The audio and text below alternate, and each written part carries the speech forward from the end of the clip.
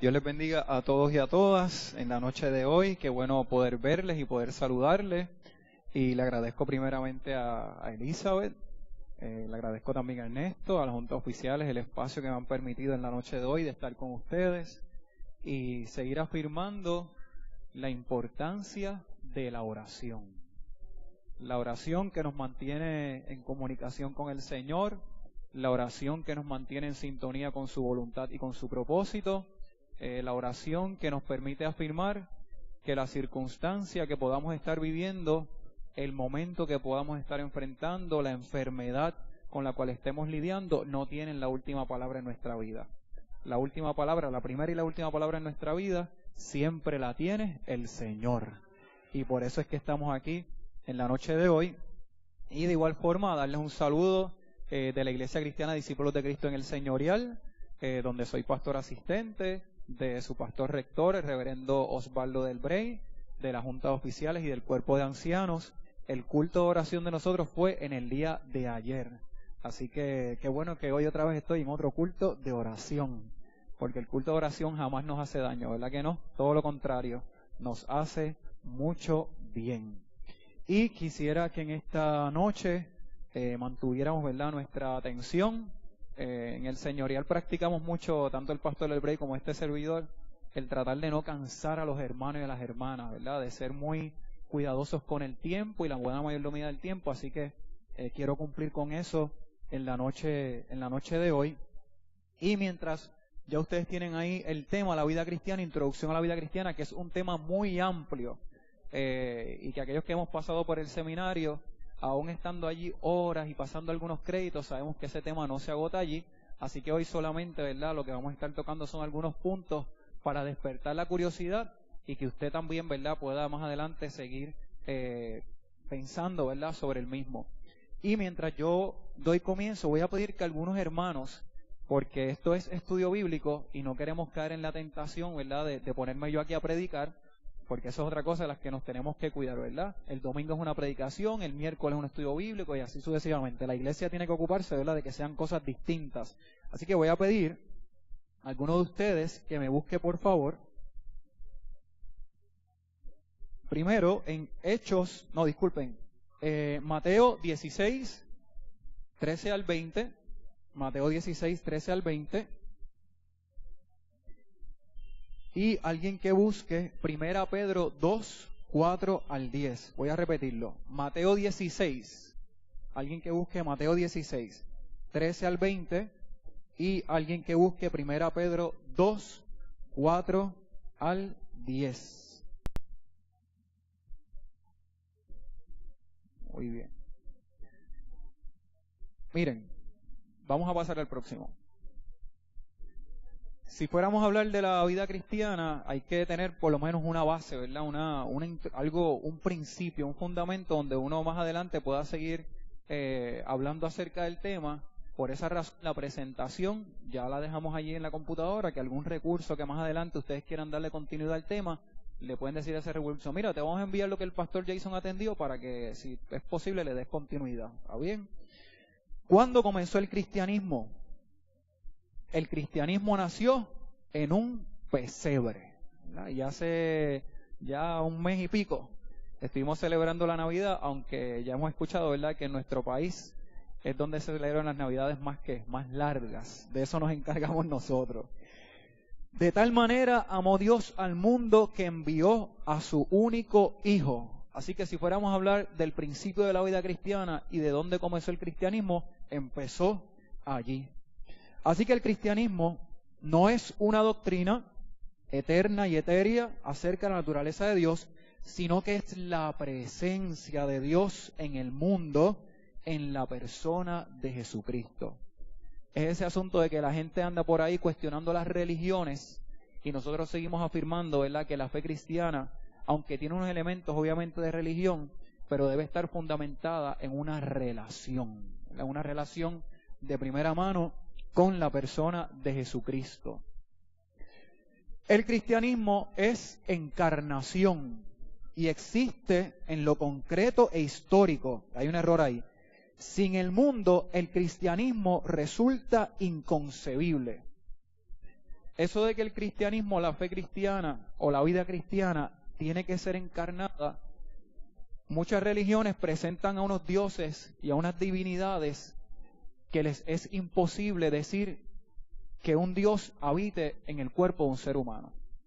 Y eso lo respetamos y lo entendemos, ¿verdad? Aquí no queremos hacer del cristianismo otro lado extremista, ¿verdad? Como es el asunto que ya ahorita mencionaron por ahí de ISIS. ¿Verdad? Respetamos la tradición, la fe musulmana, que tiene a Alá, ¿verdad? Por allá distante, los judíos con Yahvé, con Jehová, todo eso lo respetamos y lo entendemos. Pero la particularidad de la fe cristiana y de la vida cristiana es que afirma a un Dios que se encarnó, ¿verdad? Que se hizo de carne y hueso, que se hizo como tú y como yo, que dicen los evangelios que cuando vio que aquel amigo había muerto, ¿qué hizo Jesús? Lloró.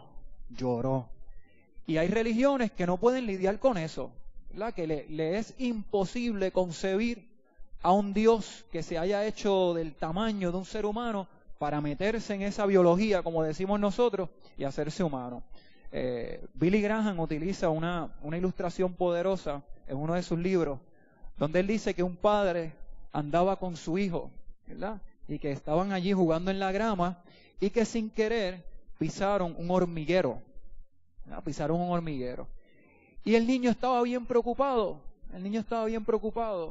y le decía al papá, papá, le hemos hecho daño a las hormigas, destruimos su hogar, tenemos que ayudar a las hormigas a reparar ese hogar. Y el papá le contestó, ojalá pudiésemos hacer eso, pero no es posible.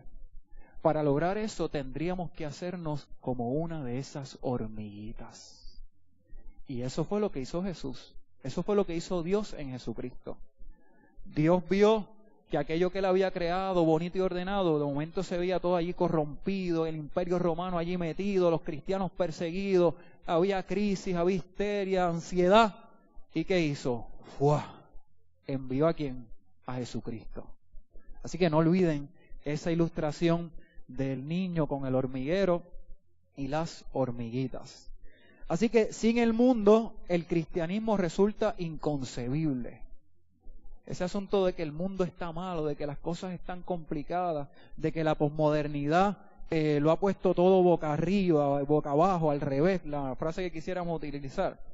Lo cierto es que el mismo Jesús dijo en un momento, no los quites ¿de qué? Del mundo, te pido que que los guardes de él. ¿Vieron? Que a veces sí uno quisiera coger el turismo ese que hay ahora para ir al espacio, que a veces uno quisiera coger el cohetito ese, sí es cierto. Eso es una realidad que hasta yo he pensado, que a veces uno quisiera coger el turismo ese espacial ¡fua! Y despegar, pero eso no funciona así. Porque recordamos que aún Jesucristo, ¿qué hacía? Se retiraba a orar y después se quedaba allí. No, venía para el llano y decía, no, yo tengo que regresar. Es más, una vez 2 o 3 allí le dijeron, mira, esto está bien bueno, vamos a quedarnos aquí, ¿para qué vamos a ir allá? ¿Ah? Pero eso le dijo, no, hay que regresar, ¿verdad? Hay que regresar. Bueno, pues allí comenzó el cristianismo. La próxima. El mundo que rodeaba al cristianismo. Mire, yo le estoy diciendo todo esto porque si queremos hablar de la vida cristiana y entender la vida cristiana hay que conocer esto. El mundo que rodeaba el cristianismo. Palestina, tierra de conflictos, la codicia imperialista, el imperio romano. Mire, Palestina era y seguirá siendo una tierra bien complicada. A veces uno mira esa esquinita, esa franja de tierra y uno dice, qué complicado es ese sitio ahí. Oye, ha sido así por siglos. Ahora, uno también mira nuestro pedazo de tierra, ¿verdad? 100 por 35, que esa medida todavía la están discutiendo por ahí. Y nuestra tierra puertorriqueña también es bien complicada, ¿saben? Bien complicada. Y uno ve por ahí algunos vestigios y algunas cosas como que se ve bien, celular, iPad, todavía se puede comer en algunos sitios, Pero nuestra tierra en su espíritu y en su conciencia es bien complicada. Es complicada políticamente, socialmente, religiosamente. O sea, es complicada. Y aunque uno no ve por ahí directamente, ¿verdad? Que uno tenga que estar en un conflicto así abierto, tipo guerra, ¿verdad? Todos en la calle, pero nuestra tierra puertorriqueña es bien complicada. Es bien complicada. Y cuando nosotros vemos nuestro país, nos damos cuenta que en apariencia, las cosas parecerían como que están, ¿verdad?, funcionando, pero detrás de toda esa apariencia lo que hay es mucho dolor, y lo que hay es mucho quebranto, y lo que hay es mucha necesidad, ¿verdad? Y en el aspecto político, usted sabe lo tenso que es eso, el tiempo que llevamos bregando con eso, el asunto económico ya lo conocemos, o sea, y cada vez que surge un tema de esos, nuestra tierra se va complicando más. El mundo que rodeaba el cristianismo era un mundo judío, como ustedes bien saben, toda una tradición que había caminado por siglos, ¿verdad? Cultural, religiosa, política, o sea, todo ese ambiente estaba rodeando el cristianismo en sus inicios. Y hoy eso no ha cambiado. Nosotros estamos aquí en este espacio, en este templo, pero usted sabe que mañana va a exponerse a muchas cosas. Cosas que le rodean en el trabajo, en la universidad, con el vecino, con la comunidad. Y esa era una realidad que también aquel cristianismo estaba viviendo. Habían sectas dentro del judaísmo. El cristianismo era visto como otra secta, como una cosa aparte, como un movimiento que estaba allí, pero que en algún momento iba a desaparecer. Y lo hermoso del cristianismo y lo poderoso del cristianismo es que 2000 años después, en el 2016, en Río Nuevo, un sector de Dorado, mire dónde estamos tú y yo. Oye, y eso hay gente que le calcome el corazón y la mente, porque ¿cómo es posible que algo haya durado tantos siglos? Porque la iglesia nunca ha dependido de los seres humanos, se compone de seres humanos, pero no depende de seres humanos. La iglesia siempre ha dependido de la gracia y el poder de Dios. Eso ha sido así, hermanos y hermanas. Si fuera por nosotros nada más, hace rato hubiésemos reventado este proyecto llamado iglesia. Hace rato. Pero la iglesia es un proyecto ¿de quién? De la gracia y la misericordia de Dios. ¿Recuerdan a Gamaliel? En Hechos 5, 38, 39. De ahí se ve que alguien pueda leerlo, para yo no seguir decirlo todo. Lo leo.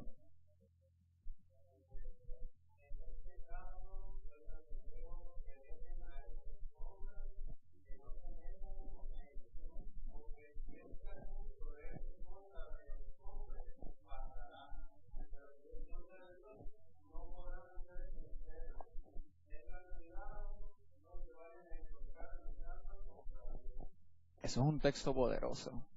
Y es interesante porque Gamaliel tenía razón. Se pusieron allí a perseguir a los cristianos, a señalar la vida cristiana, y mire lo que ha pasado.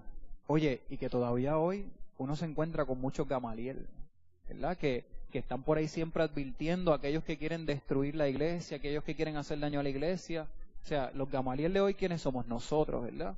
Lo cierto es que todavía hoy en la posmodernidad hay gente que sigue viendo el cristianismo como un movimiento que en algún momento va a terminar. Hay gente que está loca porque el cristianismo se acabe. ¿Sí? Hay gente que está loca porque el cristianismo se acabe. Porque nos ve como si fuéramos una plaga, una enfermedad, en vez de ser todo lo contrario, ¿verdad? Pero es la gente que es enemiga de la iglesia.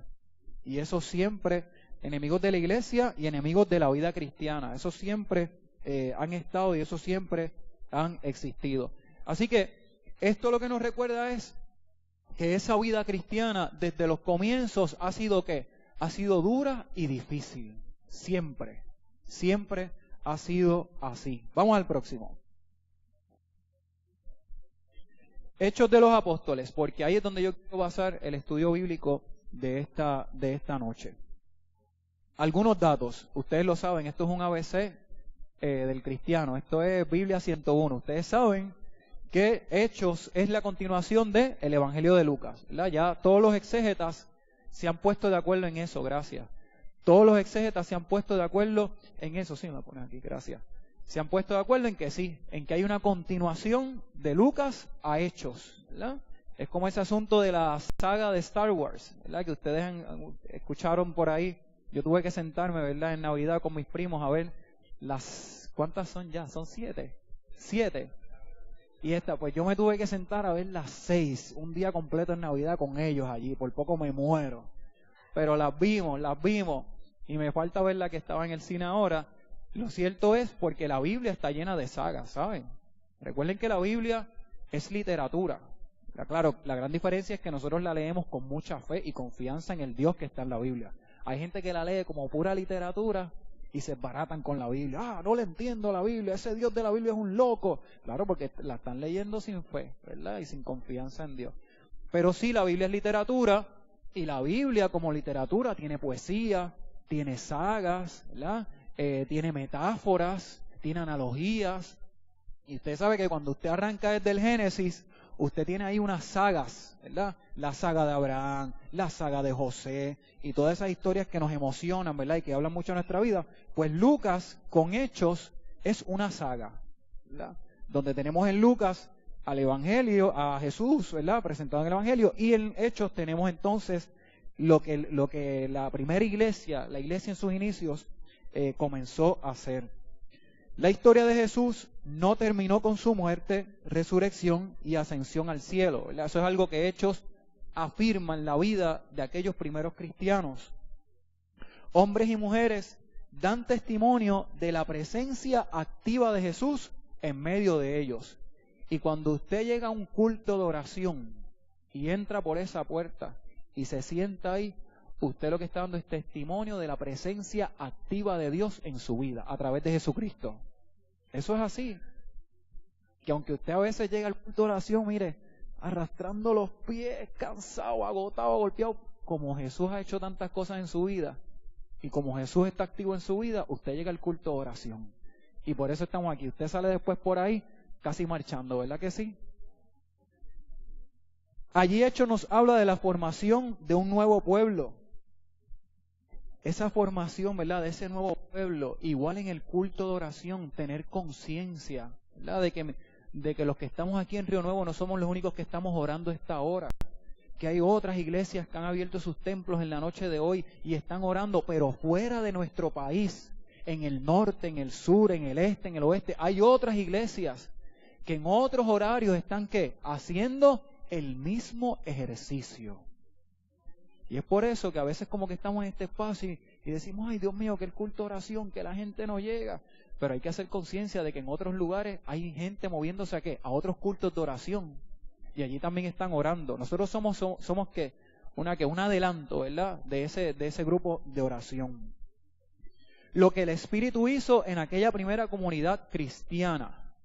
Es interesante porque Hechos, ¿verdad? Se llama Hechos de los Apóstoles, pero en muchas ocasiones hemos escuchado decir que pudo haberse llamado Hechos del Espíritu, ¿verdad? De que el protagonista de esa gesta que hicieron esos primeros cristianos era ¿quién? Era el Espíritu Santo. Vamos a la próxima. Hechos 2, 43 al 47. Alguien que lo busque, si no lo ve ahí, para que lo lean. Vamos a ver, alguien que lo ubique por ahí. Hechos 2, 43 al 47. No, yo sé que no es la primera vez que lo leemos, pero vamos a ir sobre eso en la noche de hoy. Hechos 2, 43 al 47. El que lo tenga, comienza a leerlo. Hechos 2, 43, 47.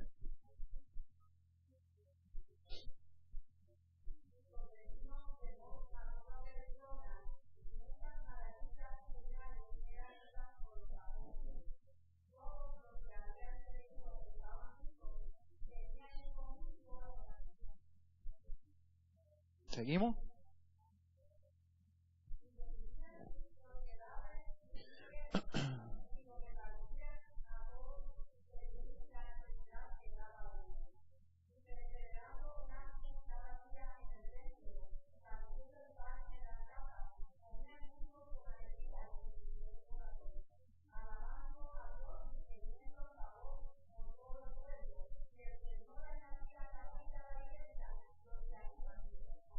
bien, gracias por esa lectura. Es un texto muy conocido, así que vamos a trabajar un poquito sobre él. La próxima, allá arriba. Gracias. Lo que Dios hacía por medio de los apóstoles. Que usted debe tener conciencia que así como Dios hizo muchas cosas a través de los apóstoles, Dios quiere hacer cosas hermosas y poderosas a través de nosotros. Mire, usted tiene que estar convencido de eso. Y usted tiene que estar convencida de eso. De que Dios siempre ha querido hacer cosas poderosas a través de nosotros. Eso es lo que la frase esa que hemos escuchado en el ambiente evangélico cuando dice, mira, déjate usar. ¿Lo han escuchado, verdad que sí? Déjate usar. Oye, que la gente anda por ahí dejándose usar por otros, para otras cosas. Así que nos toca a nosotros dejarnos usar por Dios para hacer buenas cosas. ¿Ven? Y cuando uno ve que uno vive en un país donde 4 jovencitos de 20 y pico de años andan por ahí viendo a quién le quitan el carro y si no se lo pueden quitar ahí le entran a... Oye, eso es bien triste. Y quien lo usa no es Jesucristo ni es Dios, es otro. Así que en ese sentido, esa frase que dice ahí, lo que Dios hacía por medio de los apóstoles, eso nos recuerda que la vida cristiana tiene que ver mucho con lo que Dios hace a través de nosotros.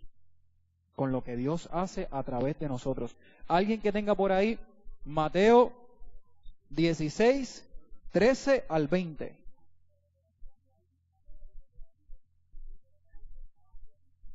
¿Quién lo lee? Muy bien. No sean tímidos, no sean tímidos. Vamos.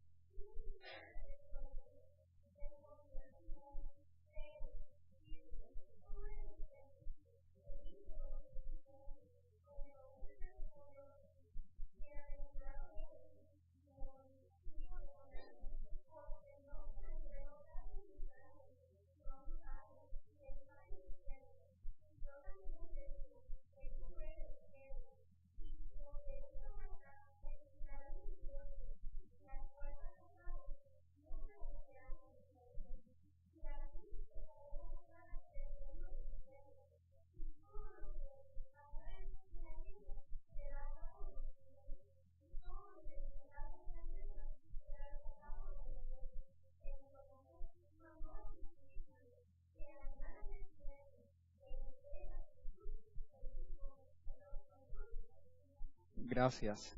Miren qué hermoso y qué interesante es ese pasaje, porque el texto bíblico dice, el de Hechos, ¿verdad? Que Dios hacía grandes cosas a través de los apóstoles. Y eso ya Jesús lo había comenzado con Pedro, ¿verdad? Claro, esto es material de otro estudio bíblico, ¿verdad? El asunto de Pedro, la Iglesia Católica, cómo es que a través de ese texto bíblico han afirmado, ¿verdad? Su apostolado, su obispado, su jerarquía. Eso es otro tema, ¿verdad? Eso es para otro estudio bíblico. Lo más importante de ese relato que ustedes vieron ahí, con relación a esto de la vida cristiana, es que Pedro tiene una conversación con Jesús. Qué bueno es hablar con Jesús, ¿verdad que sí? ¿Cómo es que dice ese cántico, verdad? O hablar con Cristo, ¿qué? Felicidad, y contarle que todo en verdad. Y es que las conversaciones con Cristo siempre redundan en que en bendición para nuestra vida. Así que allí hay una conversación, hay una confrontación y hay una confesión. Cuán importante es en la vida cristiana que tengamos esos espacios de intimidad con Jesús para que Él nos confronte, ¿verdad? Para conversar primeramente, para que Él nos confronte y ¿para qué? Para nosotros lograr hacer unas confesiones, ¿verdad? Unas confesiones. Y esos 3 aspectos son bien importantes dentro de la vida cristiana. La conversación, que es la oración, la confrontación y la confesión, ¿verdad? Casi siempre cuando nos confronta otra persona con algún evento, usted puede repasar en su memoria, ¿verdad? En qué momento usted ha sido confrontado con algo. Las confrontaciones siempre crean que algún grado de incomodidad, algún grado de intolerancia, tal vez pueden provocar en nosotros despertar de algo que no habíamos captado, entender algo que no habíamos logrado comprender. Pero dentro de la vida cristiana es importante y es necesario que en esos espacios de oración con Dios le digamos a Dios, Dios, en Jesucristo, confróntame con mi verdad, con mi realidad, con mis limitaciones, con mis vicios, con mis juicios. Confróntame. Y allí estaba Pedro y Jesús confronta a Pedro, y qué hermosa esa experiencia, porque el resultado de esa conversación y de esa confrontación es que Pedro logra hacer una confesión. Una confesión. Es ese asunto de llegar al culto y abrir los labios para confesar lo que hay en el corazón, ¿verdad? A mí se me hace difícil llegar a un espacio de oración o de adoración. Hay quien lo puede hacer, no sé cómo lo hace, pero a mí se me hace muy difícil.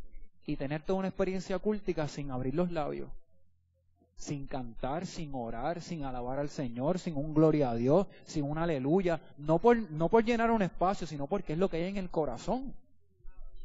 Así que Pedro hace una confesión. Pedro reconoce a Jesús y Jesús afirma el reconocimiento que le ha hecho Pedro. O sea, este asunto de que yo reconozco a Cristo en mi vida y soy cristiano y tengo vida cristiana porque he reconocido a Cristo en mi vida, y Jesús se encarga de afirmar su presencia en mi vida. Mire qué cosa hermosa. Y a veces como que lo damos por hecho, ¿verdad? Pero este asunto de que reconocemos a Jesucristo y que es el mismo Jesús quien se encarga de afirmar su presencia en nuestra vida.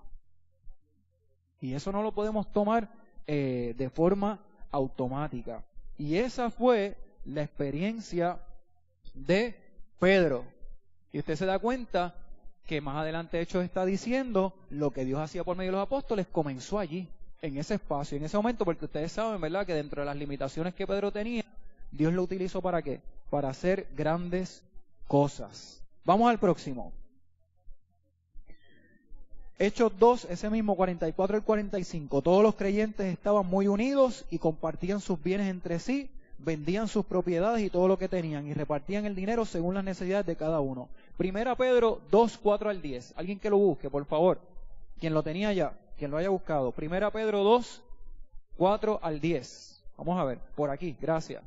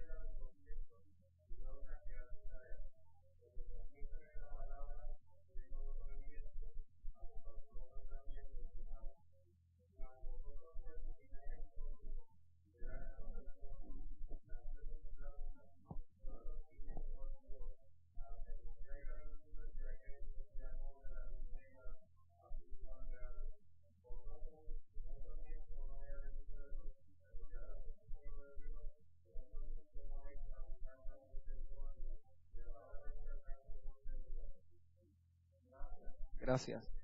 Ese relato es hermoso y por más que uno lo lee, ¿verdad?, dentro de la vida de la iglesia, y como empieza, ¿verdad?, diciendo ese verso 4, acérquense. Acérquense. Y ese asunto de acercarse, más que un espacio físico, porque podemos entrar al templo, ¿verdad que sí? Y saber que estando dentro del templo podríamos pensar que estamos cerca de Dios, pero no siempre es así. No sé si entendieron eso que les acabo de decir.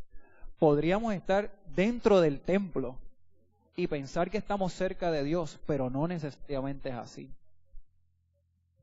Igual uno puede estar distante del templo, pero en el lugar donde uno está, afirmar esa presencia de Dios y estar bien cerca del Señor. Yo no estoy diciendo que falten al culto el domingo, ¿sabes? Yo no estoy diciendo eso.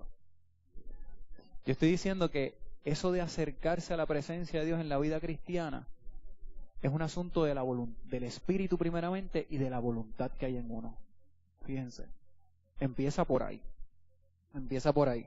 Y ese texto es hermoso porque fíjense que Hechos habla de esa vida cristiana, de esos primeros cristianos, diciendo, ¿verdad?, que todos los creyentes estaban unidos, pero el resultado de eso es porque la piedra principal de esa gestión y de todo lo que aquellos primeros cristianos hacían, ¿verdad?, como parte de su vida, tenía la piedra principal de eso era ¿quién? Jesucristo. Y es en este caso, ¿verdad?, muy particular en la coyuntura donde están ustedes como iglesia, donde obviamente hay una vacante pastoral, pero ustedes saben que la iglesia no depende de eso. Porque esta iglesia, ¿por cuántos años ya? 67 años ha mantenido a Jesucristo como piedra principal y aquí está. Y toda la vida cristiana que se ha desarrollado alrededor de este templo y de la programación de esta iglesia, siempre ha dependido, esa vida cristiana individual y colectiva, siempre ha dependido de la piedra principal, que es ¿quién? Que es Jesucristo. Y nosotros le repasamos mucho eso a la iglesia en el señorial, porque siempre recordamos que los pastores estamos de pasada. Los pastores estamos por un tiempo en las iglesias. Pero la piedra principal, que es Jesucristo, esa piedra principal es permanente y es eterna. Y por eso es que la iglesia que se ha mantenido. Y ese texto de 1 Pedro es precioso porque dice, Dios hará de ustedes como de piedras vivas un templo espiritual. Y eso es vida cristiana. Eso es vida cristiana. Que Dios nos hace piedras vivas. ¿Para qué? Para construir, para edificar, para levantar. Que la vida cristiana consiste en eso. La vida cristiana consiste en edificar, en construir, en levantar algo que le sirva a ¿quién? A las próximas generaciones. Un templo espiritual, ¿verdad? Yo recuerdo a mi abuela por parte de mi mamá, Nicolasa Camacho, doña Colita, que esa era una mujer de mucha oración, que cuando uno se asomaba así por la puerta, por la esquinita, lo que veía era el moñito ahí sentadita orando, y las rodillas ya las tenía ¿qué? Negras. Y era de tanto orar. Es ese asunto de atender el templo espiritual. Esa es la vida cristiana. Esa es la vida cristiana. Ese templo espiritual. Y uno da gracias a Dios por esta estructura, ¿verdad? Y por las estructuras que encontramos en otras de nuestras iglesias. Pero lo más importante dentro de esos espacios son los templos espirituales que se congregan ahí. Eso es lo sagrado. Esa es la vida cristiana. Sacrificios espirituales, familia escogida, pueblo adquirido, ¿verdad? Eso de que en otro tiempo no éramos pueblo y ahora lo somos. O sea, ese relato es poderoso y es hermoso. Vamos al próximo. Todos los días se reunían en el templo y en las casas partían el pan y comían juntos con alegría y sencillez de corazón. ¿Verdad que eso suena bien bonito? Mejor es vivirlo. Alababan a Dios y eran estimados por todos. Y cada día el Señor hacía crecer la comunidad con el número de los que Él iba llamando a la salvación. Ese texto es uno de mis favoritos, porque eso resume lo que es la vida cristiana dentro de la iglesia. Ahora miren, eso costó críticas a los primeros cristianos. Eso que usted ve ahí bien bonito, que se reunían, que partían el pan, eso costó mucha crítica. Miren lo que decían. Los rumores populares, que eran los paganos, decían que los cristianos hacían la fiesta del amor. Era privada y participaban los que habían sido iniciados en la fe, bautizados, decían llamarse hermanos. Y dice más, no lo añadí aquí, pero luego yo lo voy a ver al final cuáles son las referencias que yo utilicé. Pero decía que en esa fiesta esos hermanos se reunían en privado ahí porque empezaban a hacer barbaridades. Sí, cosas malas, porque desconocían, ¿verdad? Y ya mismo yo voy a traerlo acá a nosotros, a Río Nuevo y a Dorado. La cena del Señor dice que mataban un niño, dicen los populares, los paganos, mataban a un niño, lo picaban en pedazos para ponerlo en el pan y comérselo. Mire, o sea, lo que suena bien bonito hoy en Hechos 2:46, los cristianos cogieron críticas y chisme por eso. No, que esos locos se meten allí y matan, porque hablaban de un niño que había nacido. Es más, también dice la historia del cristianismo que aquella vida cristiana, aquellos primeros cristianos, adoraban un burro crucificado. ¿Recuerdan de que Jesús entró en un asna, toda esa cosa? Pues aquellos que no conocían esa fe cristiana, esa vida cristiana, decían que inclusive adoraban a un burro crucificado. Todo eso. Y usted dice, caramba, tan bonito que se ve ahí.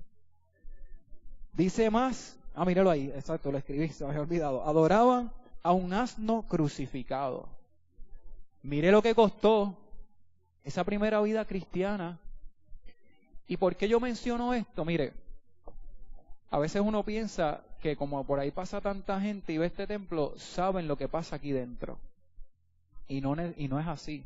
En estos días yo me encontré con un vecino allí donde yo vivo en Cupey, y me lo encontré afuera y siempre nos saludamos, pero ese día llego y lo veo así frente al carro bien atribulado. Y lo saludé, vecino, ¿cómo está? Pues aquí, pues tengo una situación en casa y pues uno quiere coger un poco de aire y tú sabes que salir un poco del espacio. Y de momento me dice, ¿en qué es que tú trabajas? Y yo le digo, pues mira, yo pastoreo por aquí cerca. Sí, tú eres pastor. Pues mira, yo no sé nada de eso de religión. Tal vez una vez necesito una ayudita de allá, tú sabes, como que él no lo podía ni mencionar. ¿Y cómo es eso? ¿Y qué ustedes hacen ahí? ¿Y qué es lo que pasa allí? O sea, hoy nosotros pensamos que Puerto Rico, como tiene tanto templo por cada esquina, pero mire, hay eso de que Jesús decía de que la mies es mucha y los obreros pocos, eso es verdad. Porque es que uno se encuentra un montón de gente que desconoce lo que pasa dentro de la iglesia. ¿Cómo es la vida cristiana dentro de la iglesia? Hay un montón de gente que desconoce eso, y ustedes como iglesia no pueden perder oportunidad cada vez que Dios les dé ese espacio de educar. Esta iglesia a nivel central y en sus localidades siempre ha creído en la educación. Hay que insistir en eso. Porque hay un montón de gente por ahí que no conocen, o que lo conocen, está completamente distorsionado. Usted tiene que estar listo para eso. Es más, había una crítica de la gente culta a la vida cristiana. Decían, los cristianos eran gente ignorante, necia, llena de contradicciones, gentuza, despreciable, todo eso acerca de la vida cristiana. Y en ese sentido, nosotros tenemos que seguir trabajando con eso. Y por eso es importante que dentro de la vida cristiana que usted tiene, no se comporte como un ignorante. No se comporte así. No se comporte como un necio o como una necia en su trabajo, en su familia. Que en algún momento todos hemos sido un poco necios, sí, hasta yo. Que en algún momento hemos sido un poco ignorantes, sí, hasta yo. Que en algún momento, sí, todo eso es cierto. Pero no queremos permanecer en eso, porque la vida cristiana no funciona de esa manera. ¿Ya? Usted, y eso lo decimos mucho en el señorial, en el trabajo, el cristiano o cristiana tiene que ser el mejor. En la universidad, el joven cristiano o cristiana tiene que ser el mejor. En el barrio, en la comunidad, el hombre o la mujer cristiana tienen que ser el mejor en lo que hace, en todo. ¿Verdad? Y no ser el mejor en un sentido, ustedes saben, ustedes son gente madura, inteligente, no el mejor en sentido de prepotencia ni orgullo, ¿verdad? Sino en hacer las cosas bien, ¿verdad? En esmerarse uno en hacer las cosas bien, porque ahí sí que se nos va la vida. Vamos al último. Por alguna razón a mí no me quiere pasar aquí, mira a ver allá. ¿Pasó? Allá tampoco pasa. Me falta un texto ahí, vamos a ver si aparece. Algo pasó aquí, permítame, hermano. Ahí está. Hechos 4, 32 al 37. Alguien que lo busque y lo lea fuerte y con eso concluimos en la noche de hoy. ¿Quién lo tiene por ahí? Hechos 4, 32 al 37. Alguien que lo lea bien fuerte con los puntos y las comas y con eso vamos a concluir en la noche de hoy. Ajá.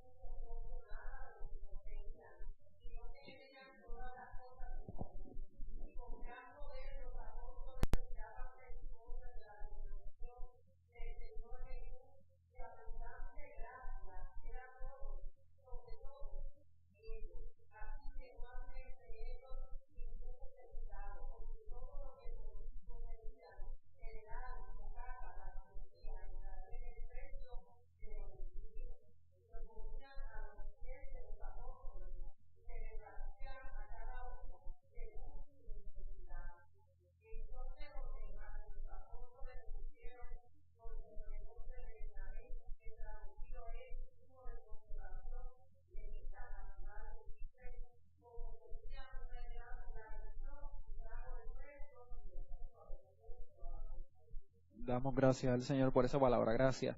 Miren qué hermoso ese relato, que resume muy bien también lo que es la vida cristiana.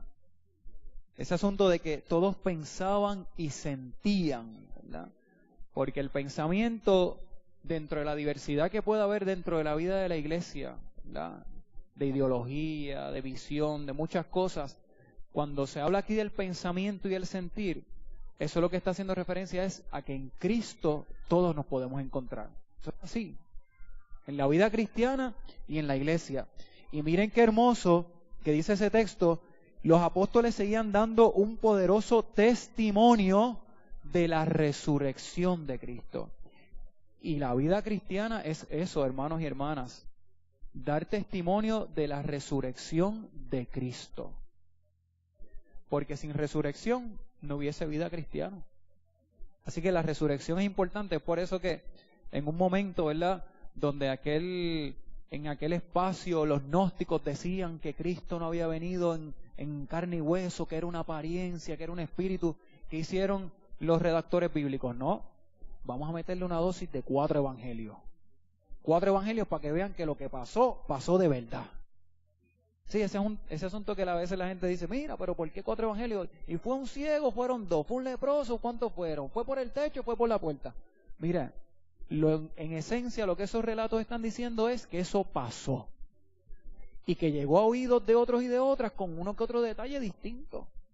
Eso es como si yo me siento aquí ahora y le digo algo a Ernesto, y Ernesto lo sigue pasando en secreto hasta el final, hasta allá. En su esencia, yo sé que ustedes se van a encargar de que llegue lo más importante, ¿verdad? Pero los detalles se van a ir perdiendo, ¿verdad que sí? Así que cuando los evangelios se escribieron, era precisamente para que la resurrección de Cristo fuera evidente. Que no hubiese duda de que Cristo vivió, caminó entre los seres humanos, hizo cosas con un ciego, con 2 ciegos, con lo que sea, pero lo hizo. Y al final dio su vida por ti y por mí. Y al tercer día, ¿qué hizo? Resucitó. Y ahí sí, que eso hay que defenderlo, porque la vida cristiana es eso, no es otra cosa. Y claro, que al afirmar eso, como Jesús se dio y entregó su vida, ahí está el relato ese, ¿verdad? Donde dice que un hombre puso en práctica ¿qué? Esa vida cristiana, vendió lo que tenía. O sea, que ese asunto de la vida cristiana empieza ¿dónde? Con cada uno de ustedes. Que hoy estamos aquí como iglesia, pero mañana tú vas a estar tú solito o solita en tu espacio de trabajo, de universidad, y te toca a ti que hacer vida cristiana. Que así nos ayude el Señor. Tengo un minutito, si alguien quiere decir algo, preguntar algo, 1 minutito tenemos para cumplir con el horario de las 9. Mire, yo sé, si ustedes me dejan aquí, yo puedo seguir hablando hasta las 11 de la noche. Pero vamos a ser responsables con el tiempo y nuevamente les agradezco que me hayan dado esta oportunidad. Vamos a tener una palabra de oración, si es que no hay algún comentario, pregunta, vamos a orar y luego entonces ustedes continúan. Señor, en esta noche te bendecimos y te alabamos. Y te damos gracias por este espacio de estudio bíblico que no se agota aquí en este tiempo conmigo, con lo que yo he dicho, sino que estos hermanos y hermanas continuarán esa reflexión, ese estudio de tu palabra en sus hogares día a día. Y gracias, Señor, por esta vida cristiana tan hermosa que tú nos has regalado. Y gracias porque el testimonio bíblico nos recuerda lo que hicieron aquellos hombres y mujeres a los cuales tú le diste esa vida cristiana y en tu nombre hicieron cosas hermosas y maravillosas. Y eso es lo que queremos hacer nosotros, Señor. En tu nombre seguir haciendo las cosas que tú quieres que hagamos. Señor, en tus manos está esta iglesia, en tus manos está el liderato de esta iglesia. Y te damos gracias nuevamente porque durante todos estos años, 60 y pico de años, la piedra principal de esta congregación ha sido tú, Jesucristo. Es en tu nombre que hemos orado con muchas acciones de gracias. Amén, Señor, y gracias.